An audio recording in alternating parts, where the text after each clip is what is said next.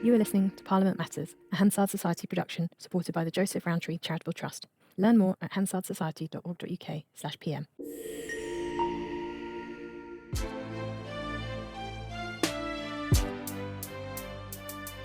Welcome to Parliament Matters, the podcast about the institution at the heart of our democracy, Parliament itself. I'm Ruth Fox. And I'm Mark Darcy. Today we journey to another neo-Gothic Parliament, the Federal Canadian Parliament in Ottawa. Our guide is Charlie Feldman, the author of Unparliamentary, Tales from Canada's Colourful Parliamentary Past. A legislative drafter or parliamentary counsel on secondment here in the UK for a few months, he joined us in the studio to talk us through some of the occasionally alarming tales from a very different political culture. And listeners, it's a little bit more earthy than you might imagine.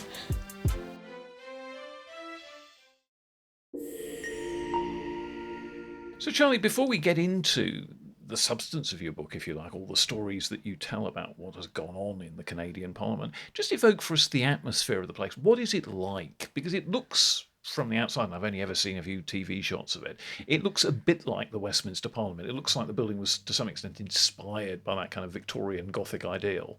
Yeah, I mean, if you came to Ottawa and sort of walked around Parliament Hill, you'd think, oh, are we trying to be London? I tell the story that several years back we had a department that tabled a report and wanted to put a Parliament picture on it and actually put Big Ben's clock instead of ours on it, because you can't get confused. Yeah, I know.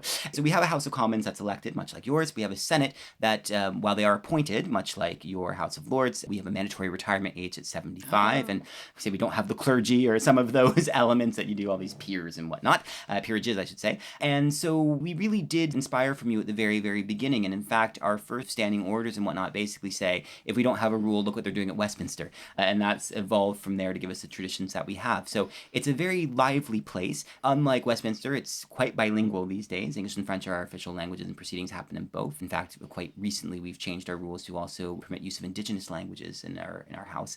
Just to say, it's very much like Westminster. You certainly see the echoes of it with our committee system and our 3 readings and heavy reliance on our speaker for enforcing certain things. But and if you're walking down the corridors, does it have a Westminstery feel as well, or is there something quite different in the atmosphere? I would say you don't think that you're in a historic palace. I know one would, I think, confuse even our old building for that, and we're right now in temporary quarters, which we'll talk about, I guess, a little later. But you certainly get a sense of both the English tradition and the French heritage as well, because we have elements of both sort of throughout the old building. And how does the French heritage fit into this? You certainly see some of the English influences, and there's some of the French influences as well, and some of the art. And so, for example, if you walk into our Senate building, you'll see portraits of both English and French monarchs who were once on the throne during the time when Canada was being ruled. And how big is it? How many members are there in each house? Yeah, so we're 343 members of the House at the moment. We sort of expand after every census, and we're 105 senators. However, the nerds listening will immediately say, but. And that's because there's a provision in our Constitution which allows for the temporary expansion of our Senate to deal with an impasse with the House of Commons. It's only been invoked successfully once during an impasse back in the 80s, I want to say. However, there was a prime minister who quite famously wanted to use it to expand the number of seats to give them to his friends. And as we understand, London said, no, you're not doing that, sir. And what's the atmosphere like in terms of relationships between members and staff? And is it a very open building for the public? I mean, thinking at the moment about the old building, I know it's being restored at the moment, but what was it like beforehand? Is it quite open to the public, or is it a little bit staid and closed off? Yeah, certainly there were tours that would come in and out, but coming to Westminster is always surprising me to see just how many other people have the bright orange visitor badge walking around and doing different things. There would certainly be plenty of mingling between members. I mean, in the building that had both chambers, you would certainly see members and senators interacting and whatnot. And there were less, I find, for the Westminster, things that were sort of off limits to one segment or the other, if I can put it that way.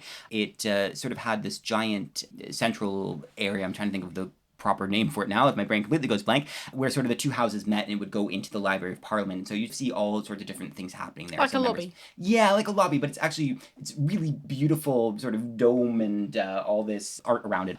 All that to say, you'd see sort of members in one corner meeting a school group, and you'd see some politicians in the corner having a chat. And certainly the House would have lobbies where you'd see members interacting all the time, not necessarily across party lines so much with the government and the opposition, but the opposition lobby was certainly a fun place to hang out in my early career on the Hill. And one feature of Westminster is you've got quite a number of bars and essentially restaurants, dining room areas. Some of that is reserved for members only, some of it's a bit of a mix. But do you have that in the Canadian Parliament, or does everybody have to leave Parliament Hill and go outside to eat?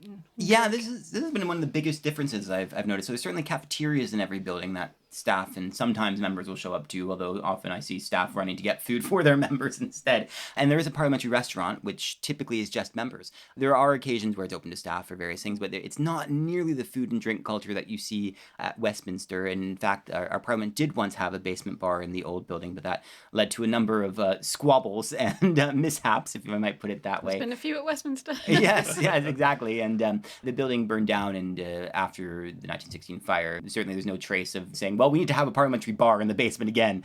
I would say when I walk around Westminster, and I say this with a lot of love, I certainly feel like there's still a bit of hierarchy and a bit of sort of staidness, where I find the Canadian Parliament's a bit more open and friendly in that way. But I think there's probably a number of other factors that lead into that. And one of the things that comes up a lot is just our geography. We're the second largest country by landmass in the world. And so members who come to Ottawa to be in Parliament, they're not going home necessarily for just a weekend, depending on where they're from. Obviously, some fly back and forth for the weekend, but some of them really do hang around. And I think they interact differently as a result. So what are the sittings like? I mean, do they have terms like we do and extensive recesses? Or, how many sitting days would they sit in a year? Oh, gosh. Well, we actually have a fairly light calendar this year, and I say that was no shade to anybody on the House side. So typically it's a few weeks on, a week off, and we don't typically sit until the end of January. We start up, go through to sort of having a bigger Easter recess for a couple of weeks, and then they're usually gone before Canada Day, which is July 1st. So mid to end of June, they'll go home, they'll come back in, say, September and sit through Christmas, again, a couple weeks on, a couple weeks off.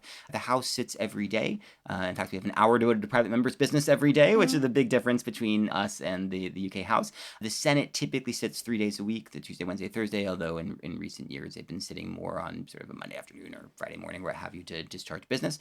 But we sit, I would say, as often as they need to sit. and certainly we have provisions on things like recall that allow them to play with their calendars as they need. One of the things that is different is the chamber, because you've got members both sides, they face each other. This is not a hemisphere parliament.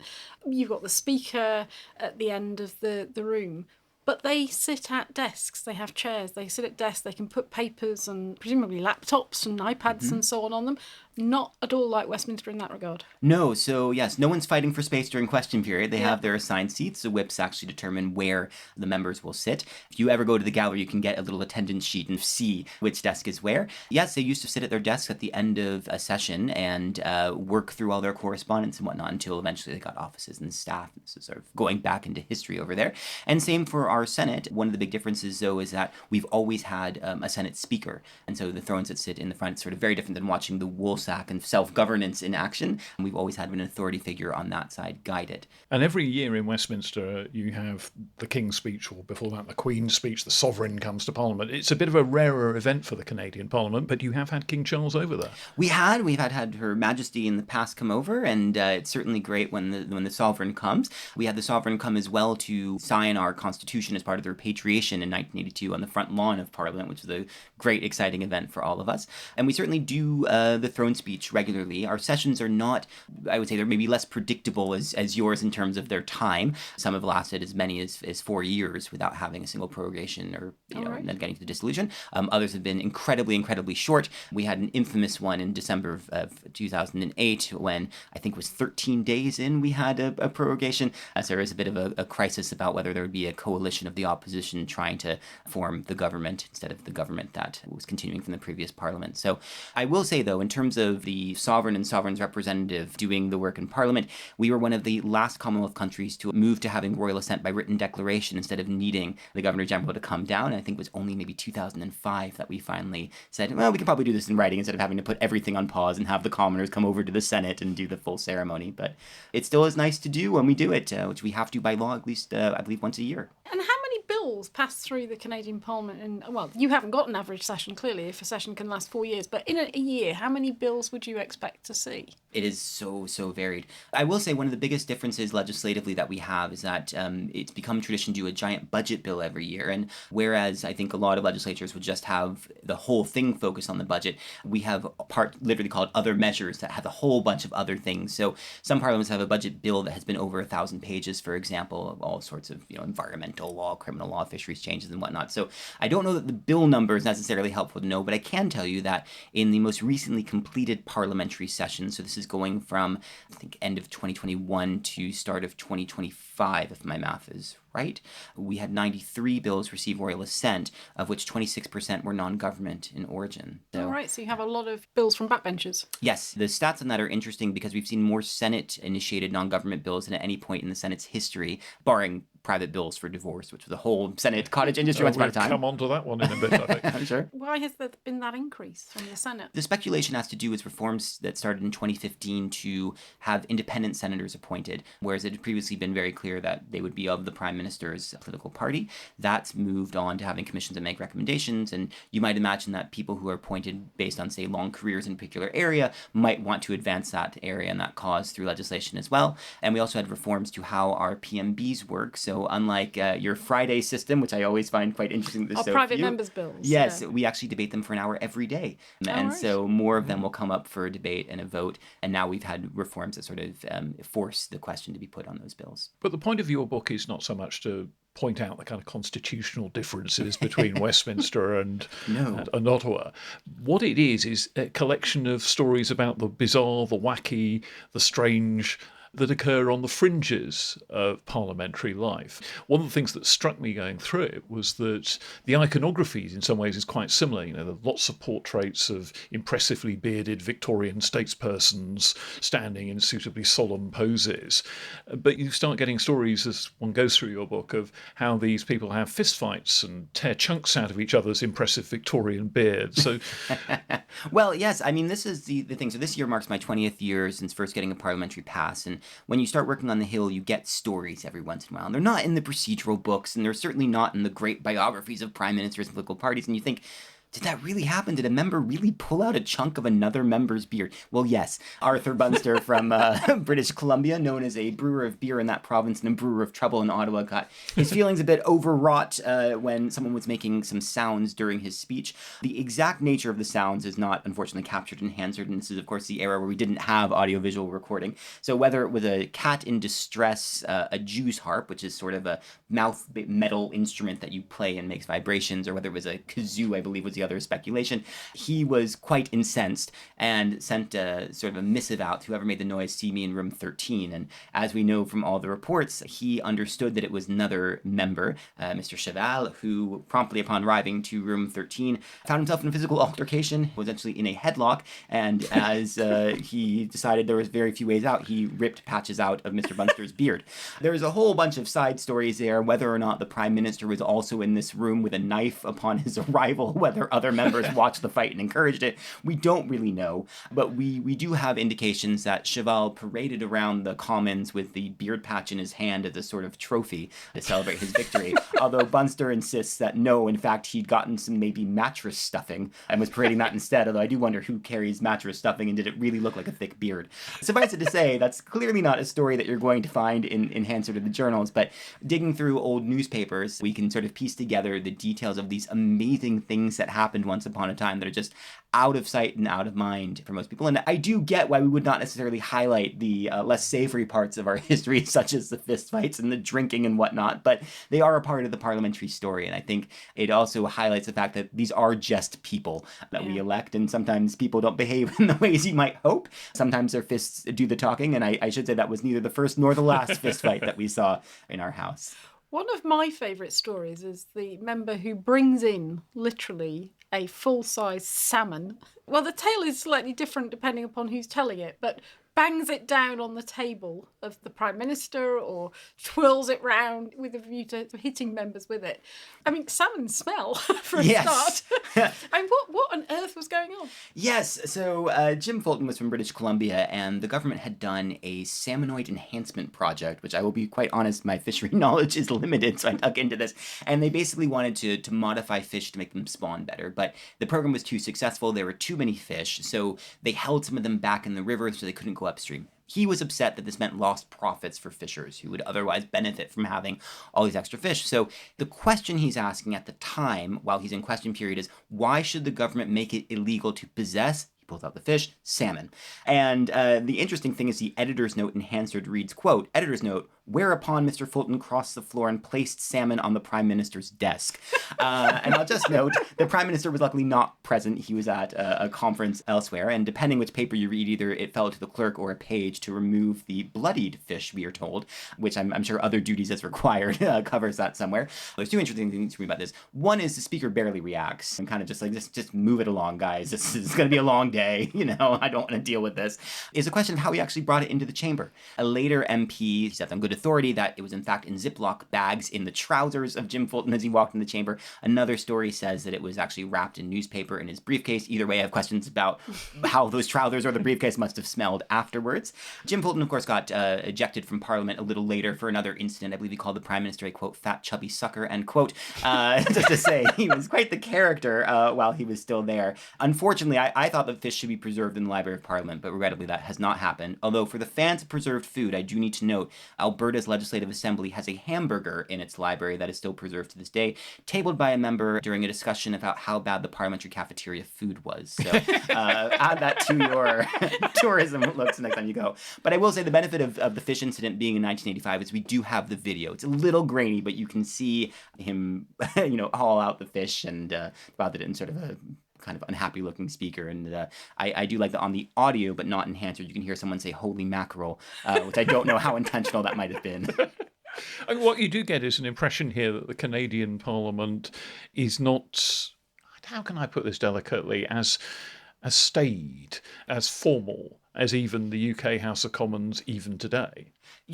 I think there's a bit of a perception problem that we have when it comes to parliaments, because if you read sort of the formal debates or you look at legislative outcomes, you don't get the silly side, and parliaments don't necessarily advertise it. So one of the stories in there is about a unhappy constituent who came to the gallery one day with a container of her feces. And I apologize to listeners at home on this one. Throws it in upset, and it lands poorly on a backbencher. It had nothing to do with anything she was concerned about. Not everyone's aim is great, and it spoils his clothes. And I thought, that's got to be a first in the world that this has happened, that a parliamentarian's been splattered. And no, you had a manure throwing incident in Westminster once upon a time. And once I dug into that more, I was surprised to learn that one of the perpetrators was the daughter of the Prime Minister of Malta.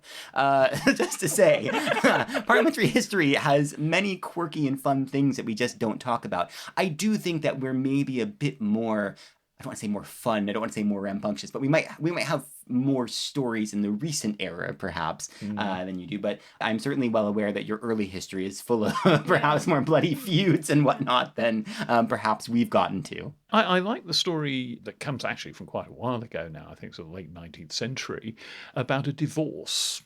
This was one that revealed that some Canadian senators found themselves performing a somewhat unusual and not particularly attractive duty after a particular lady attempted to get a divorce on the grounds of non-consummation. Yes, this is one of my favorite stories to talk about, and I recognize it as the family pod. I was going to say, I'm looking at you, Charlie. This is the family podcast. Yes, figure out how to tell this story. Mum and Dad will be sitting down with their children to listen to this podcast later on. So, apologies in advance to everyone. So back in the early days, you needed to come to Parliament to get a divorce, same as in Westminster. Canada, you might be surprised to learn that the last divorces that Parliament had to deal with were as late as 1969. Okay. We took our time with some provinces on that one. And so in the early days, they were used to hearing adultery cases, and they thought, well, let's have a committee to hear the evidence. And so people would come forward and say, oh, I saw his carriage leaving her house at an ungodly hour and his hat was off his head, And what were you doing at an ungodly hour staring at their house? But okay, we'll leave that aside. And I should note there were fraud trials because there were all sorts of people working together to create fake evidence and whatnot. Anyhow, 1888, Mary Matilda White of Port Dover, Ontario, becomes the first person to present a petition for divorce on the grounds of non-consummation of the marriage. And I believe she says that he has a frigidity or malformation of the parts wholly incurable by craft or skill, I believe is the wording on that one. And keeping with the times, it hangs on the Senate door for 14 days, during which time every parliamentary journalist, of course, takes a great interest in this particular case.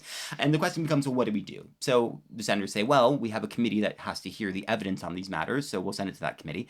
The divorce committee says, well, what kind of evidence do we need to hear about his potential impotence?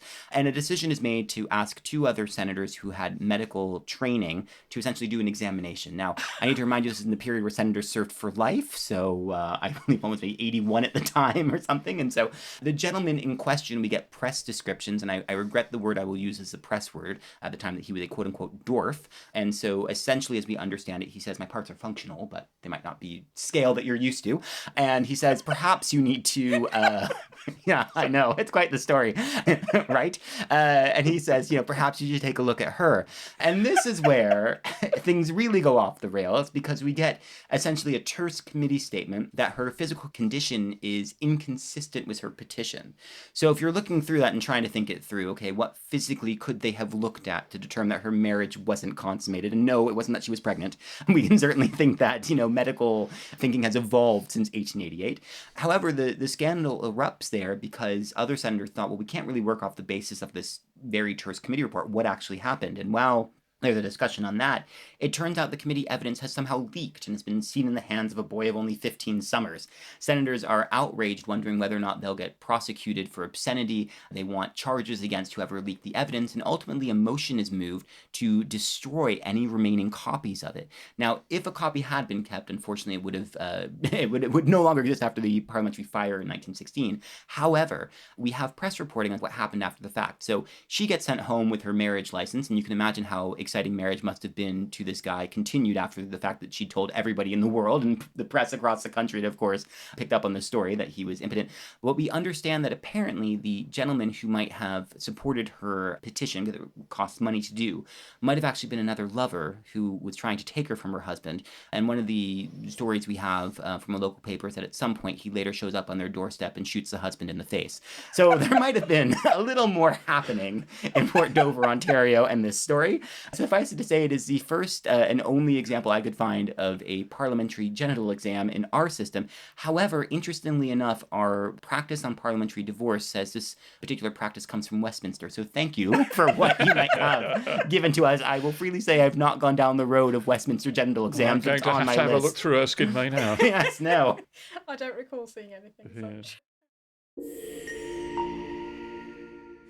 One of the other points about the Canadian Parliament is that it's bilingual. And this has its uses, it turns out. I gather that there is an example of a Canadian parliamentarian writing a book and attempting to use the translation into French that's provided in Hansard as a cheap way of getting a French translation of his publication. When I said I was writing this book, this story came up, and people, oh, you're talking about the guy who, I believe one rendering is he held the Senate captive overnight to read his book in, or had arranged with the speaker to hold a session just to get the Hansard copy the next morning and whatnot. The story is a little more complicated than that. So we're in an era where there's a lot of friction between the Senate and House over a controversial tax bill, and it's being filibustered in the Senate. And Senator Yantes, I'm not quite sure how to say his name, so apologies to his family on that one, starts reading a text, and it's unclear exactly what he's reading. And some senators say, sort of point of order, can you tell us where you are, what you're doing? He's like, oh, well, I'm only on page, 31. There's only 180 left, And you eventually start to realize it's sort of a book about economics, where he starts reading in some formulas and whatnot. The story takes off because there's eventually a pause in the Senate sitting during which the opposition says that what he's doing is fraudulent because he's just trying to get a French copy of his book.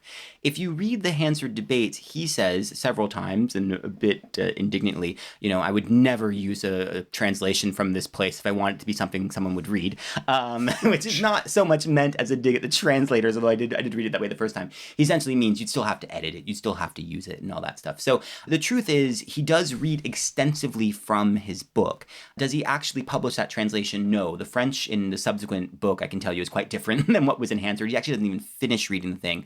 But because he takes so many hours reading this thing with the footnotes, the popular narrative has sprung that he in fact used the Hansard in that way.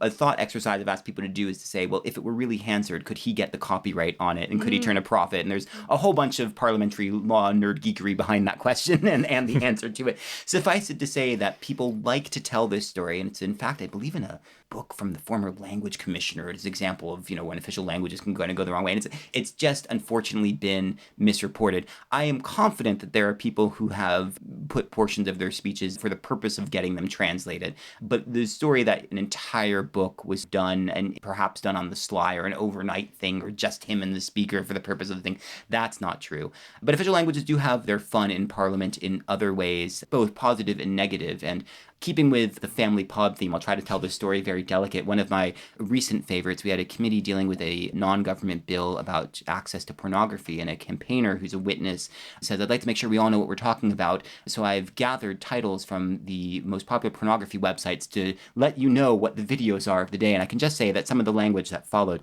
was untranslatable. And the poor interpreter in the booth trying to provide a simultaneous translation of some of the most vulgar things you could possibly think of. It was quite fun to listen to. Someone sort of fights for their life in getting through that. But I can say that official languages the other way have also raised concerns about quality of translation, members complaining. There's a Hansard excerpt where someone says, Mr. Speaker, I'm happy that they're putting the cafeteria in French. However, here are the 5 words they've misspelled this week on the signboard and whatnot. So it's been an interesting struggle since day one. And in fact, when I say day one, the very first Speaker of the House, there was sort of a government and opposition deal to have that person speaker. And you can see an objection raised immediately about the lack of French ability in that person. And I would say since we've had a bit of an alternation between French and English speakers, and now the expectation, of course, is that they're fully bilingual. But it was a problem in the early days, and we obviously didn't have a translation system back then. So there was sort of an informal practice where if a French speech was made, someone would essentially get up and translate it for the members who weren't able to follow. And obviously a lot got lost, and our early debate records are very incomplete for what happened in French, unfortunately. One of the things that often excites journalists and watchers of the Westminster Parliament is when there's a row about language, when something's ruled out, it's not parliamentary, it's unparliamentary, because they've used words that you're not supposed to use. What kind of words in the Canadian Parliament that, clean, family podcast, what kinds of rows break out on Parliament Hill about language? Oh, gosh. I mean, it depends which era you're talking about. I mean, there's a great press kerfuffle and parliamentary kerfuffle over the word four-flusher, which I immediately have to admit I had to look up, and it's someone who cheats at cards. And I was I'm relieved to hear it. Yeah, right. I don't know. This is an interesting one. No, I think one of the more famous ones is a member who calls someone a Canadian Mussolini, and then he's asked to withdraw, and he said, fine, I'll correct myself. He was a Canadian Hitler. And I can assure you the speaker wasn't a fan of that correction either. So there's certainly questions about where profanity is, and there is a oft-reported incident of our Prime Minister back in the day, Pierre Trudeau Sr., whether or not he actually used the expression fuddle-duddle or something slightly stronger. I can tell you that Hansard does not actually record fuddle-duddle on that particular date. It's later interventions about it that raise ire. But certainly lie was a common thing to raise, or synonyms for it, and mendacity and this, that, and the other. Hypocrite still remains one of the ones you can't go near, provided you're being clear about attributing it to a member and not so much, this policy would be hypocritical, was it that and the other. But certainly to say members have skirted near the line perhaps more often than they ought to have in the early period. So there is a great list in Bernio from Once Upon a Time, with things like the end of the political sewer pipe, someone gets called a pompous bag of wind. Sometimes you do admire the creativity of members, eventually lack thereof. I'm not sure what the most recent one has been, but the rule that people seem to forget is that it has to provoke reaction in the moment. It's not just that you can come 5 days later and say, well, I've noticed in the Hansard this, that, and the other was said. And so there's an example, I believe we're on the anniversary of it now on the recording of this podcast. There's actually one that's quite interesting where it's after the fact. A member gets up a couple of days later to raise to the speaker. Someone said that this particular member was, quote, deservedly acquiring a reputation for being one of the thickest and dumbest members of the House of Commons, end quote. And while the speaker says, really the language should not be used and is deplorable, you needed to raise it in the moment as a point of order. And certainly language can evolve over time. Communist was off limits at a point, and now, if it's an applicable label, you can certainly use it. So, yeah. It's striking a bit of cross-pollination there, because the Westminster has its list of words that you're not supposed to use. It's slightly apocryphal that there's actually a blacklist of bad words that may not be uttered in the chamber, but there are words that speakers have ruled out of order in the past, and that seems to have translated over a bit into Canada. Completely off the politics, one of the stories that particularly caught my eye was that for quite a while there was a colony of feral cats living on Parliament Hill, and there's another splendid photograph in the book of these two rather happy-looking cats sitting on a bench sunning themselves contentedly with their paws tucked in, staring up rather sort of arrogantly at the photographer. What happened about that? How did that come about? Yeah, this is a great story. I mean, visitors to Parliament Hill over the years, and say 2010, were always like, "Where are the cats? I've heard about the cats." And then they'd see these cat condos at one point built where they sort of go in and out and whatnot. So it started that once upon a time, as the story goes, the building had way too many mice, and so cats were employed to clean the building of the mice. And we do have records of newspaper columnists saying, one of the pastimes in Parliament was listening to the cats fornicate. But I will leave that aside. Sorry, Ruth. That's so lucky this is just audio and not video for the reactions in the room. But no, so once the cats were no longer needed for that particular purpose, the question became what happened. They were sort of roaming the hill. And eventually some volunteers came along and sort of started caring for them. And eventually out of that grew the cat colony. And so there was a cat woman of Parliament Hill, Irene Desamore, I believe. Yes, that was her title. That was how she was quite known. The Birdman of Alcatraz. Well, yes. It's not far off. Yes, I mean, as the story goes, she was one of the few people let past a security cordons after a national security event because she was like, well, I need to feed the cats. And like, yeah, we see you here every day. You're fine. And then when she passed, it was handed over to her neighbor who, as kind of an odd comment here, used to have a different pastime on the hill, which is he was famous for going around with a metal detector, picking up tourists' lost rings and coins. In any event, he starts taking care of the cats, and the cat colony becomes such a sort of attractive tourism feature that eventually they actually closed the donation box because they had too much money coming in. And for many years, you could parliamentarians would come out. The tourists, of course, loved them. They were cute cats, and I have vivid memories of seeing them. There's a whole blog devoted to them. I was going to say, they'd have social media accounts now. Yeah, now they definitely would. However, as we've done renovations on Parliament Hill, that space needed to be reclaimed for other things, so the cats were eventually rehomed, and there was actually a New York Times write-up on the death of the last cat of the cat colony quite recently. Oh. I know, it's tragic, but they were certainly a staple on the Hill for many years, and it's sort of funny to think that one of the features of Parliament Hill is you'd say, well, here's this colony of cats. And they did have to plead with people to stop abandoning any cats there because it didn't turn out the colony would take them in. In fact, it'd be rather traumatic for your cat if you just let them in and they would be treated as a bit of a leper. But yeah, they were ejected with extreme prejudice. Yes, I think that's fair to say. But the pictures of the cat colony, there's only the one in the book, but if you get online, you can see a whole bunch of just cute little guys going about. And I just said that the cats were certainly better received than the rabbits. And this is, of course, a story that needs to be told. Speaker George Black is famous for being involved in the Yukon Gold Rush and having a gun in his desk. And one day, as the story goes, saw some rabbits nibbling at some freshly cured Parliament lawn and decided he should shoot 6 of them from his office window. There has been doubt cast about whether he actually did this or just bragged about it or what have you. But the Toronto Star says that it sees them hanging up from one of the ceilings in the parliamentary kitchen to be served at the dinner, and that his gun looked well used. So, yes, apparently our speaker once upon a time did, in fact, start shooting out of his window to get rid of the rabbits. Let's not give Lindsay Hoyle a gun. Famous animal lover, of course. Yes. Yeah, of course. Mr. Speaker Lindsay. Charlie, you're a bit of an aficionado of parliaments and governments. You're currently with the Scottish Government. You're previously with the Canadian Civil Service. One of the reasons we can't ask you about some of the interesting developments in Canadian politics just at the moment. And you've travelled a lot through Europe while you're over this side of the Atlantic, visiting lots of other parliaments as well. Do you have a favourite parliament? Ooh, favorite is, ask me to choose between my young here. I can't do that. I can say I love visiting parliaments just for the variety that you get. It's everything from what the seating structure looks like to what do they choose for art, and if they have commemorative monuments and whatnot, what do they choose to celebrate? And I think you pick up something different with every parliament you see. Sometimes it's sort of those hilarious anecdotes that you weren't expecting. So there's one where I was in Copenhagen and they hired an artist to paint these murals, and he ended up putting political messaging in there that was a bit of a dig at some of the politicians at the time. And there's things that you might not expect as sort of facts of history. So if you've gone to Berlin and see the German parliament, there's a whole bunch of graffiti, which is left behind from the troops that were there at the end of the Second World War, which is super interesting to see. But I think every one of them just makes you think about something a little bit different. So I was in San Marino, of all places, and they were talking about how they have 2 leaders at once because their thought was that power should never be concentrated in one set of hands. And so if I followed the system correctly, the co-leadership role lasts 6 months and will essentially rotate rotate through the entirety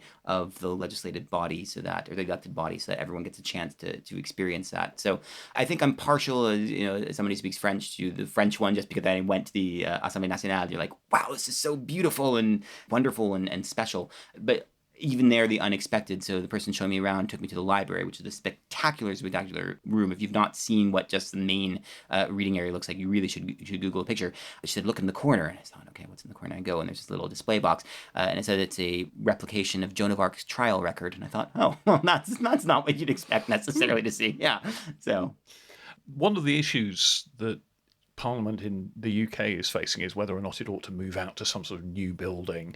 Do you like parliaments that are in old, long-established, centuries-old indeed venues, or is there something to be said for having a spanking new architect-designed, glowing, modern venue with all mod cons? I mean, I am partial to sort of flooding ceilings, broken electrical, mice, potentially going to fall into a river. I don't know if anybody knows any parliaments like that might be nearby and worth visiting. To say this, I think you have to have the right balance. You obviously need a safe workplace for the employees and the members. You need something functional, and certainly with technological advancements, trying to fit a very old chamber into the modern times is a bit of a challenge. I love seeing the old ones for sort of the accomplishments of design and creativity and just grandeur, but I certainly think a modern one is much more practical. And so I was recently in Liechtenstein, which I think did theirs in 2009, I want to say, and oddly enough, the building is shaped like a Toblerone. If you look at the side, it's sort of a really, really high triangle, but it's absolutely beautiful, and they tried to blend it in with the surroundings and whatnot. So I think there are definitely ways to do it. I really think Australia is a bit of the gold standard there. So you have the old Parliament House, which is now the Museum of Australian Democracy, which is devoted to exhibits all about Parliament and how governments work, and it's just a wonderful, wonderful place. And then you have the new built for purpose Parliament building, which is fantastic to visit if you've had the chance. So I'm sort of torn on the answer to your question. So I'd say I don't think you should tear down an old Parliament just for the sake of saying, oh, it's old, let's build something new. But there is a certain practicality if everybody's sort of being afraid of ceiling chunks falling. And obviously, I have the Canadian unbiased. We are currently renovating our big Parliament building and have moved into temporary quarters for our House and Senate. They are really worth seeing. They're both stunning for different reasons. I obviously look forward to the main building coming back online whenever that might be. Hopefully, I'm still around for it. That's not a dig at anybody. It's just it will take the time it takes. But I am hopeful that somehow we'll be able to preserve all of it. And so you think the temporary buildings that they've decanted into are stunning as well as the main building? Oh, yes. The House of Commons in particular. I mean, not to say the Senate, it's in a building that used to be the train station, then became the Government Conference Center. They've done a really, really nice job of turning it. The House of Commons building, the temporary chamber of the House of Commons, in a building that used to be House offices, previously was the Department of Justice. They've done just an outstanding architectural thing. I think it's won several architectural awards. If you didn't know there was another Parliament building right next to it and had never seen it, you would still think, wow, this is really beautiful. Impressive. And whatnot. Yeah. So it was very deliberate, the whole project, and what they've done, I think, is, well, not to say that any other parliament should take lessons on restoration and renewal, but if you're looking for inspiration, perhaps, a trip to Ottawa might be worth it. And what will they do with those buildings then, once the MPs have gone back into the refurbished Parliament Hill? Is there a plan for those buildings? Oh gosh, that is not a question for me. To say, I don't think anybody has quite the answer yet. I've heard different theories floated, if I can say that. Some have said the temporary space should become a parallel debating chamber like Westminster Hall. Some have said that, well, maybe just treat the original like a museum, maybe, have them rotate around so everyone can experience everything. So I don't think there was a decision on that yet, but I don't think the final end state of the main building is known yet. So. And it's been expensive. So what's been the sort of reaction in terms of the public opinion? Oh gosh, I've not seen any public opinion to suggest that people think we should just stop in our tracks now that there's bulldozers. But to say, I think everyone kind of understood, we had a building that was ravaged by fire in 1916. There were things like asbestos risks and phone closets that didn't really serve their function. And it was really time to update. And if I understand correctly, and I'm stepping probably on the toes of a lot of people at the House and Senate administrations right now, there are parts of the center block that we weren't even sure they were constructed existed with. No one had documented it. So there were all sorts of questions.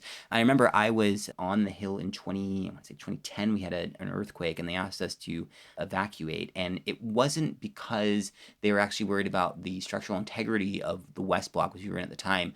They were worried that the asbestos in the roof would go airborne. And so it's just a completely different, I think, reason for doing some of the work that's been done. That said, though, we are going to be putting in a giant visitor center. And I'd say if you're a nerd about this sort of thing, there's some great documentary stuff on YouTube where you can see drone footage and going inside, as right now they're doing the seismic stuff and whatnot. It's really interesting to see how you renovate a parliament from the outside in. Well, Charlie Feldman, thanks very much indeed for joining Ruth and me on the pod today. It's always absolutely fascinating exercise to journey into a different branch, if you like, of the Westminster parliamentary tradition and see how things have evolved differently for different circumstances. So the book is called Unparliamentary, well worth a read for anyone interested in how the Canadian Parliament's subculture operates. Thank you so much for having me. Thanks, Charlie. Thank you. Parliament Matters is produced by the Hansard Society and supported by the Joseph Rowntree Charitable Trust. For more information, visit hansardsociety.org.uk/pm or find us on social media at Hansard Society.